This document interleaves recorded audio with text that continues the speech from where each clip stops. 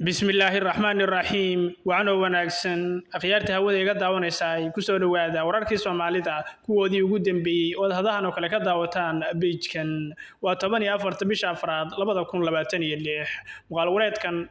intuu soconayo haduu ay baydmo mowduucaad ku maqli doontaan waxa kamid ah shan deegaan oo ay ku sugnaayeen khawaarijta shabaab oo cagta la mariyay iyo saanad ciidan oo laga furtay inta aan ku soo gudbin qodobkaas faahfaahsan fadal maqaalka leega saar oo sheer garay oo geey cid u baahan aynu ku bilownaa saaxiibayaal ciidamada xoogga dalka Soomaaliyeed oo taageero ka helaya ciidamada ammaanka ee Jubbaland ayaa howlgal ballaaran ka fuliyay deegaano ka tirsan gobolada Jubbada Hoose iyo Jubbada Dhexe howlgalkan ayaa si gaar ah uga dhacay deegaanada hoostaga degmooyinka Jilib Hagar iyo Afmadow sida lagu sheegay war-saxaafadeed ka soo baxay wasaaradda gaashaandhigga ee Soomaalida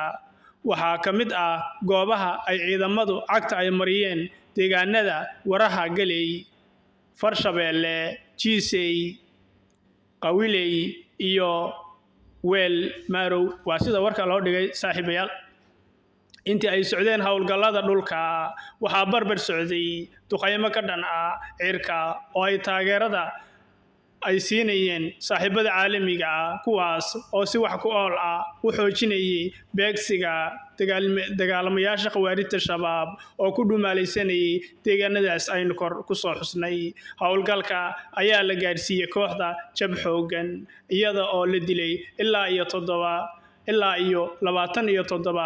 andhaho dhagar qaba saaxiibayaal oo ay ku jiraan xubno khawaarijta oo muhiim u ah oo ay shaacisay wasaaradda gaashaandhigga ee Soomaalida sidoo kale ciidamadu waxay gacanta ku dhigeen hub iyo saanad kala duwan oo ay kamid yihiin qoryaha ay kamid yihiin BKM RPG AK47 iyo miinooyin argagixisadu ay damacsanayeen inay ku dhibaateeyaan shacabka Soomaaliyeed waa sida warka loo dhigay ciidanka xoogga dalka ayaa sii waday howlgalka ay ku baahsanayaan khawaarijta shabaab si loo xaqiijiyo amniga xasiloonida iyo badbaadada shacabka ku nool deegaanada Jubbooyinka ayaa lagu yiri war-saxaafadeed wasaaradda gaashaandhigga ee Soomaalidu ay soo saartay saaxiibayaal